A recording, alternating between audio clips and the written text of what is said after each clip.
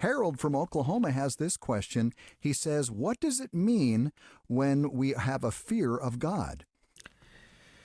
Yeah, what does the Bible mean by the fear of God? Here's an opportunity. Actually, I do want to plug a resource here. It's a book by my friend Dr. Michael Horton called Recovering Our Sanity.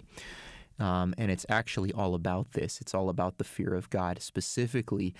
He really digs into the sort of cultural moment that we're in and how so many of us are afraid of each other, right? We're afraid of what the other person believes, my political opponent, my theological, whatever it might be.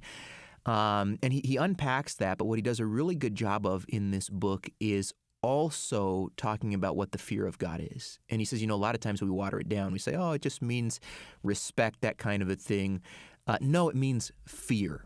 To fear the Lord. You think of trembling. You think even of terror at times, because we're talking about the Lord, the uncreated God, the one who made all things. We melt as sinners in his presence. And this is why when Peter recognizes who Jesus is on the boat, he says, "Depart from me, I am a sinful man." It's why Isaiah, when he was in the throne room of God in Isaiah chapter 6, he's overwhelmed with the glory of God, and he says, "Depart from me," or he says, "Woe is me, I am undone.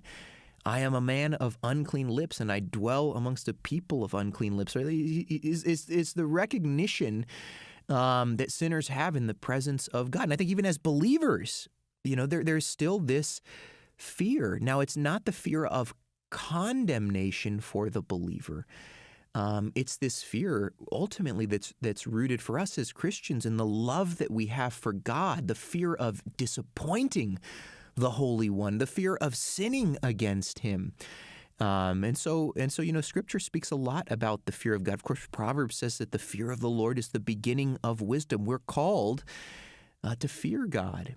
And yet so often, many of us fear everything else but God. We fear being persecuted. We fear other people. We fear loss of comfort. We have to ask ourselves the question, do we fear God more than everything else? And so that's, brother, what I would say right now. And I just want to encourage you to get a hold of that resource again by Dr. Michael Horton on the fear of God.